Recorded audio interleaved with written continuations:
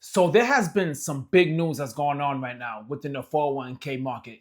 So many people now, more than ever, have been saving and investing in their 401k account. And this is really big news. And I recently read an article on CNBC where, guys, I really want to break down exactly what's in it and how much people are saving. And also, if you're behind, and I'm also going to give you some tips as well on how to get ahead. So the interesting thing I want to discuss first is, even though right in 2025 in the first quarter, Fidelity reported that so many people's values within the 401ks had dropped. Now, we all expected that. We all know right now the market is going through a ridiculous amount of turbulence. So we all expect that everyone's 401k balances are going down. Mine had went down. Man, I was enjoying years of 18 to 20% returns. This year, especially in the first quarter, I got damn near 1 to 0, and sometimes it went down to where it was negative. Yeah, it was a real struggle. But dig this, even with all of that turbulence, I'm really happy when I saw this was people are still investing. You see, all over social media, you see people saying 401k is trash, you shouldn't invest in it, people taking out 401k loans, people taking out hard withdrawals for 401ks. And that right there is what stifles so many people to save, especially in the future, to have money to live off of. If you're using all your 401k money now and you're saying to yourself, well, I need to live now, imagine what you're going to do in the future. Because we all know, right? The prices of these goods are not going to go down. So the fact that people hold steady and they continued investing during these times proves, man, that people out there are really paying attention and being diligent when it comes to looking for the future. So I applaud so many people out there that are doing that. If you're someone right now who's struggling and you're not doing that, don't worry about it. This video, I got some tips for you. And even better news is coming from this that I forgot to mention, which is that now a lot of these employers are auto enrolling so many people right now to a 401k account that I think that's helping now so many people invest and really not paying attention. I know my job, they do an automatic enrollment of 2%. 2% is not a large amount. And first of all, they match as well. So it's 2% and 100% match. So technically you're saving 4%. But 2%, you really don't feel it that much if you take that money out of your account, which is probably the reason why so many people now continue investing during these times. And what's even more amazing is Fidelity has 25 million 401k accounts that are open. So that shows you, for all those people out there who are bashing 401ks, that this is the number one priority and the number one driver to so many people to build wealth. For the average person, this is their wealth building, because it used to be partially your home, the equity in your home, and also your 401k. But we're seeing now that buying a home is damn near impossible. It's really ridiculous how high the prices of homes are, that people are prioritizing 401ks. And I'm doing a video actually very soon about the hate that people have on 401k. Some of it is legit, but a lot of it is illegitimate. So in the article, what they're stating is 14.2% is the savings rate now for the average 401k accounts. 14.2%. That is a very high number. Now, there's something in that number that I kind of get queasy about, and you guys let me know what you think about it. Is I like to say you invest 15% of your own money into the account. Now, that 14.2% is also what the employer match. I don't know, right? I don't know how I feel about that, because it's great to have a goal to put 15% of your money, but in the same time, 15% total is still a lot of money, right? Even though all that money is not coming from you, it's coming from your employer, I still feel like that's a great high number. But you guys let me know what you think. Do you think it's best to put 15% of your money and all the employer contribution on top of that is even better? Or do you feel like just getting with 15% with the employee match and your match is enough? That's a big debate that a lot of people discuss. And I know, me personally, when I was in my 20s and my 30s, I always said, okay, I try to get up to 15% with the employer match. But now the older that I got, I recognize I want to get to 15% and have the employer as well put extra on top of that. So to get to like 20 to 22%. Drop a comment down below, guys, and let me know what you think. But now let's talk about something that I learned in statistics class, that when I see words like average, I cringe a bit, right? I know so many of you guys out there see headlines that says average, but I learned this in statistics class, and ever since I learned this, I'm like, damn, This is how my brain is operates now is, first of all, understand what the average really means, right? When the average means is, say, for example, there's someone with a 401k portfolio that has $10,000, right? Someone in their 20s and they're investing. Now you have someone that's in the late 50s and has been really diligent and just investing so much and saving so much that their portfolio is worth 10 million. Now, if you see the average is going to be somewhere between the $9 million range. And if you're somewhere in your 20s and you see that, you're like, that's ridiculous.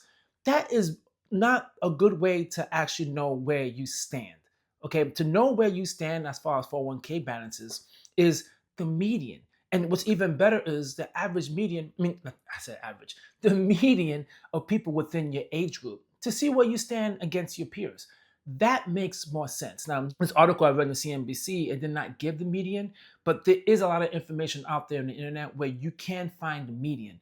Always look for the median, because if you look at the average, you're going to feel horrible. Now, if you align with the average, you're doing excellent. But just understand, if you're below the average, it doesn't mean you're doing bad, okay? You really want to look at the median. Now, I want to discuss a little something that people just always use, and Fidelity loves this chart, and I think it's a good guidance, but listen, you need to be extremely flexible when you see numbers like this, which is how much your balance should be in your 401k account by a certain age.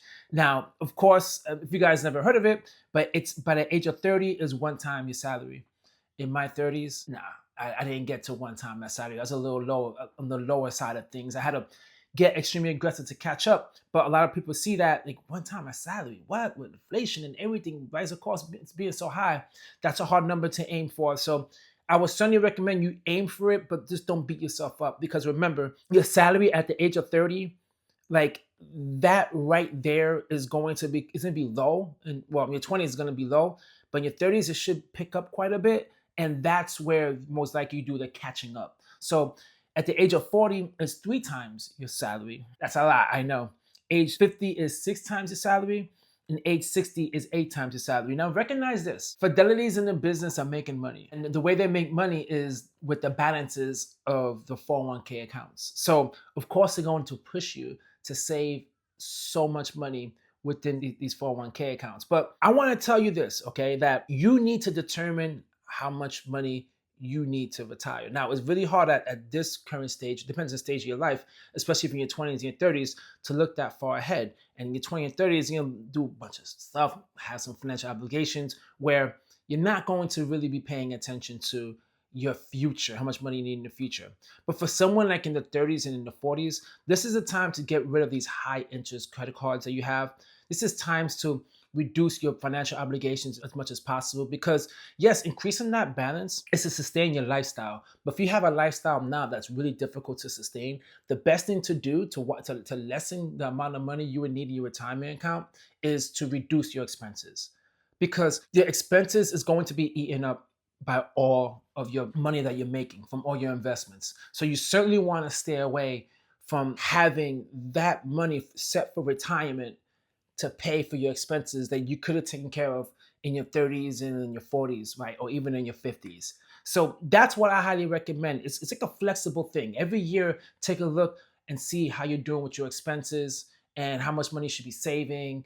Just tweak it a bit depending on where you see your trajectory going in the future. That's what I highly recommend. When I see those numbers, the age and the salary, whatever, you just got to keep in mind, this is Fidelity, and they're in the business of making money. And the more money you put in the account, the more money they're going to make. Now, even with all this news coming out, right? Because to me, it's great. It means people are saving and investing and doing the right things. You need to understand why it's really critical to start saving and investing.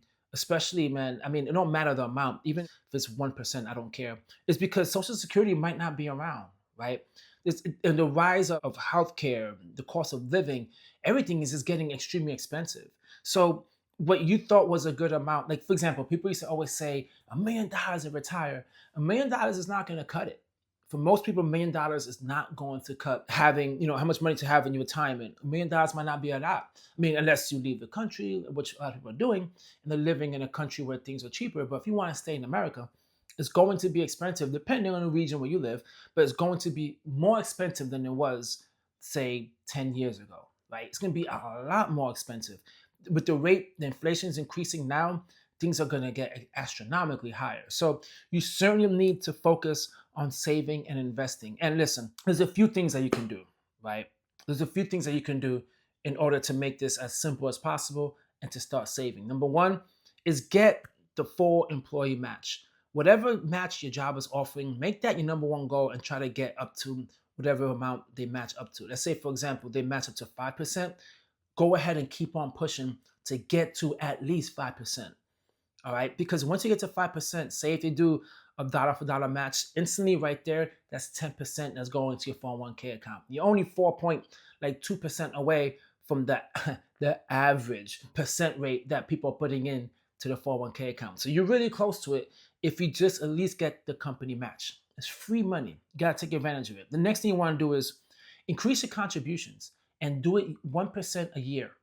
It doesn't need to be super aggressive. Okay, just do 1% a year. That's it. If you do 1% a year, you will hardly feel it. It will not be something where it's just destroying you financially. Like if you won't even miss it. You won't even notice it. And that's the beautiful thing. If you just do 1% a year. Now, granted, if you want to get up to 15% of the money you invest, it's going to take 15 years. But I know what's going to happen. Once you do 1% and you recognize it's not a big deal, then you're going to start saying, okay, rather than doing it yearly, I'm going to do it quarterly.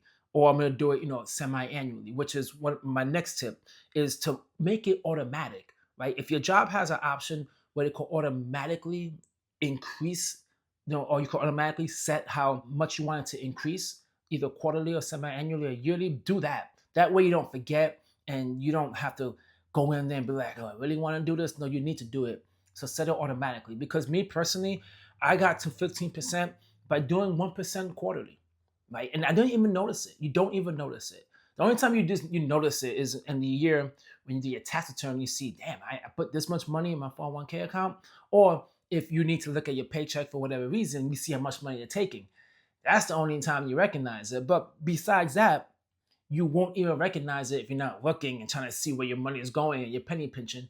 You won't even notice it. So doing it automatically, because everything you do in your finances does automatically, is always a good thing. You need to also recognize if you are fortunate enough and you could either A, fully fund your 401k account or get up to the match, is start looking into a Roth IRA account.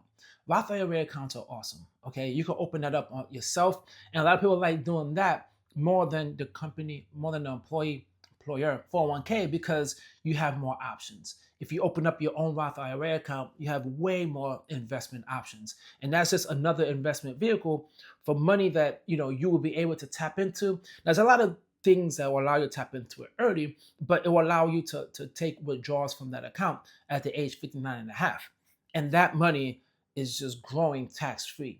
By all means, that's one of the best accounts to have. So after you're done with your 401k, you definitely want to make sure you open up a Roth IRA account, because that's where a majority of the wealth is building. For anyone out there who has money in saving for retirement, which account do you prefer, the Roth IRA or the 401k? Which one is bringing you the most money? So that's it, right? That's just that article was really interesting. It was really great news about how people are starting to continue to save and continue to invest during these times, which is letting me know that people just dollar cost averaging and they're not investing based out of fear. People are just investing. And that, to me, hands down, is one of the best things. Now, once again, I understand people hate 401ks. I get it. But let's be honest, man, there's so many people who are making so much money and retiring off the 401ks, right? Maybe not on a yacht, maybe not, traveling 8-10 times a year, but it's still better than, I didn't want to say it's better than nothing, because it is a lot, right? It is a lot. But a lot of people have these unrealistic dreams that they want to do in their retirement that, I mean, if you have these great big dreams that you want to do in retirement, then just do it now. What's the reason why you can't do it now? And if you can't do it now, what makes you think that you're going to delay all that gratification for the future, right? For your future self, when you're older, you might not even be able to do most of the things that you wanted to do. Well, anyway, guys, thanks for sticking around to the end of the video. Take the time, hit the like, leave a comment, and subscribe. Catch you guys on my next one. Peace.